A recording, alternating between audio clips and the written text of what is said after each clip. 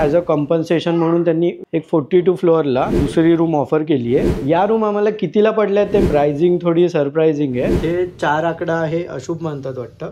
So कुठे 4 आकडा नाहीये बघा, 3 नंतर 3 लिहितात 4 ला। चला आता तुम्हाला या रूमची टूर देतो। पृथ्वी, ही कोणाची बेडरूम आहे? तो ओव्हरऑल हा असा खूपच ह्यूज असा हा स्वीट आम्हाला मिळाला इकडे। क्वालालंपूर म्हणजे मोठमोठ्या स्कायलाईन।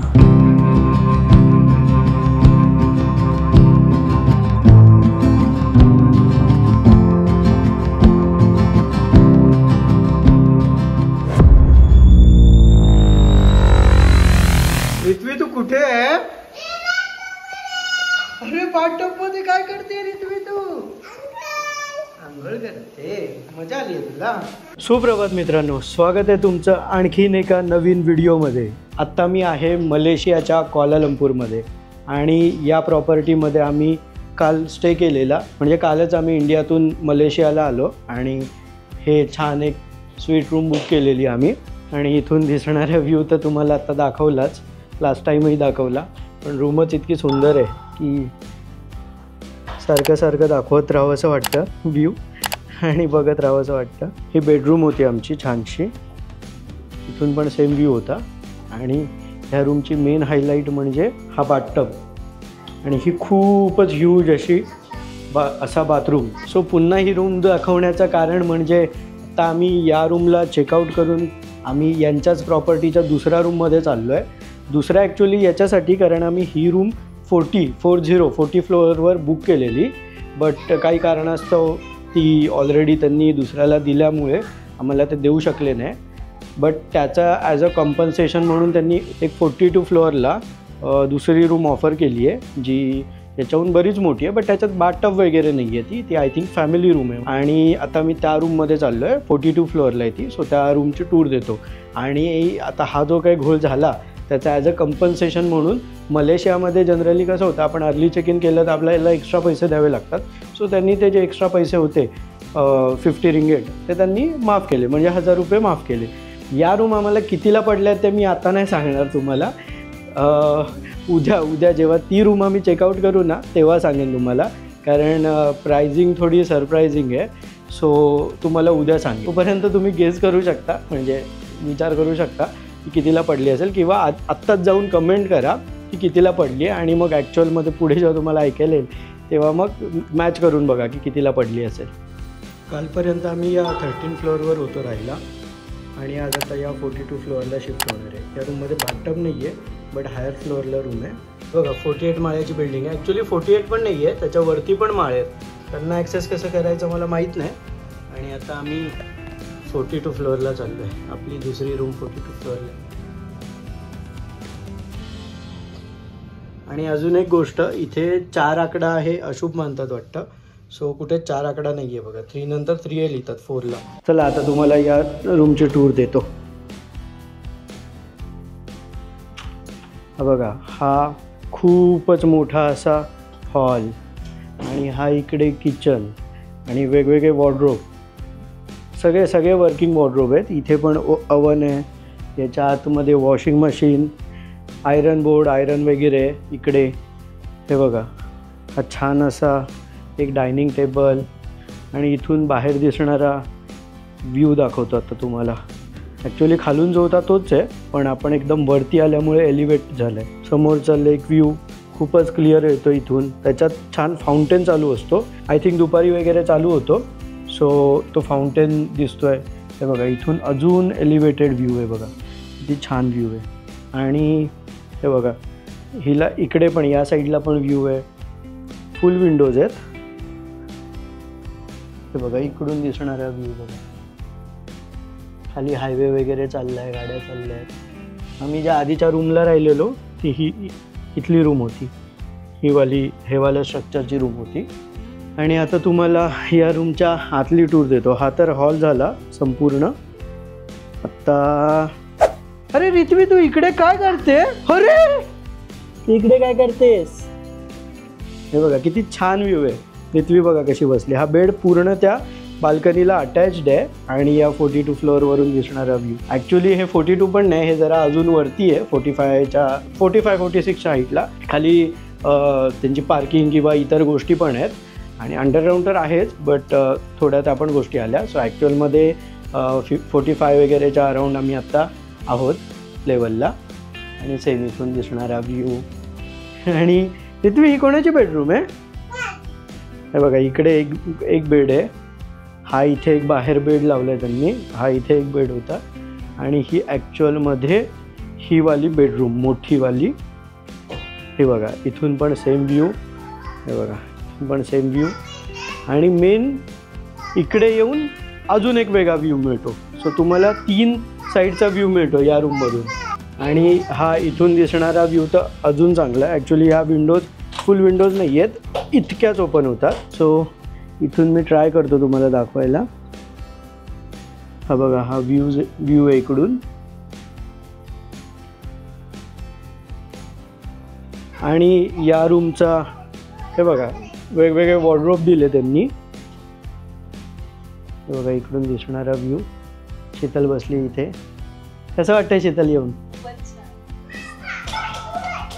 आणि हा इथे ह्यूज असा मॅसिव्ह असा बाथरूम आहे. इथून पण बाहेरचा व्ह्यू दिसतो. त्यांनी थोडंसं हे लावलं आहे डायरेक्ट एक्सपोज होऊ नये म्हणून. हा बघा, इथे बाथरूम आहे.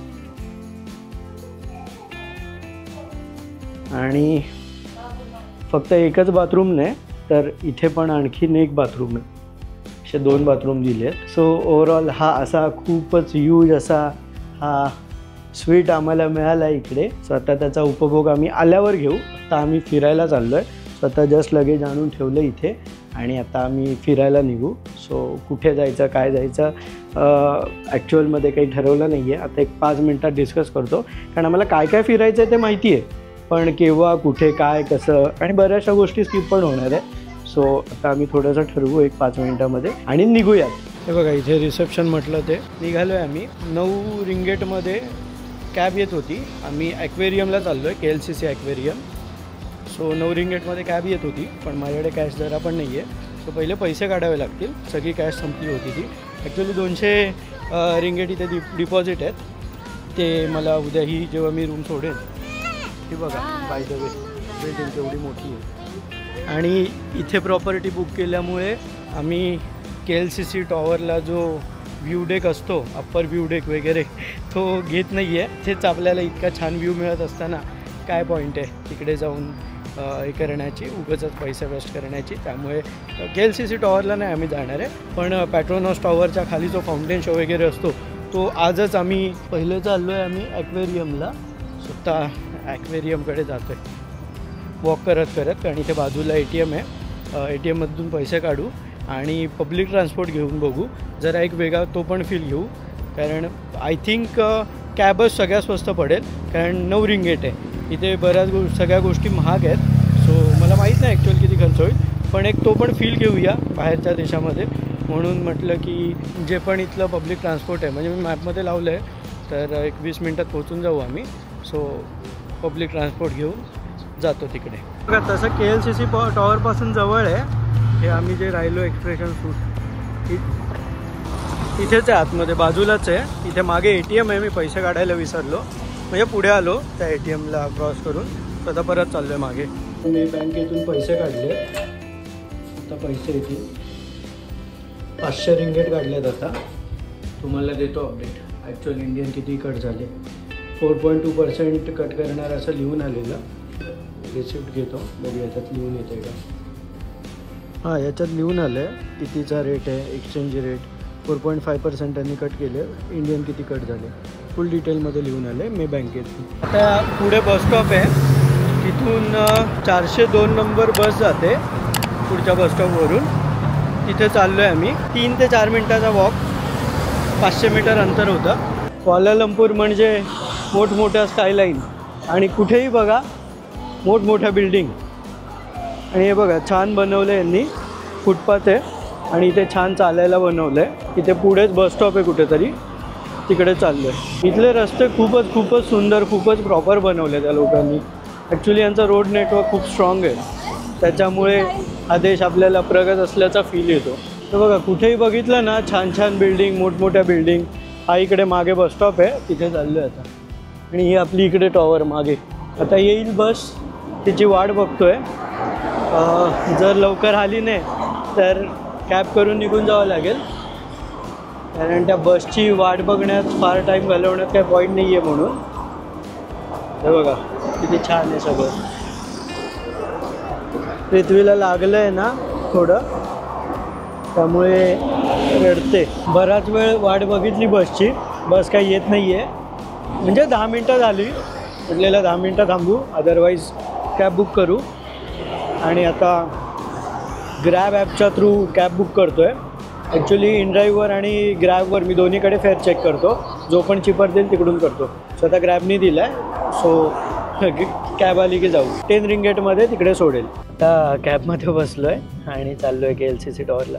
इथे आणखीन एक गोष्ट ऑब्झर्व केली. मग एअरपोर्टवरून इकडे आलो तेव्हा पुढे बसायला गेलो तर त्यांनी सामान ठेवलेलं. मी रिक्वेस्ट केली त्यांना की प्लीज मागे ठेवता का थोडं, आणि त्यांनी बसू दिलं. त्यांना बोललो मला व्हिडिओ वगैरे काढायच्यात. इतकंही म्हणजे मस्का नाही मारला, बट जस्ट कॅज्युअली सांगितलं की मला पुढे बसू दे, मला व्हिडिओ काढायचे असतात.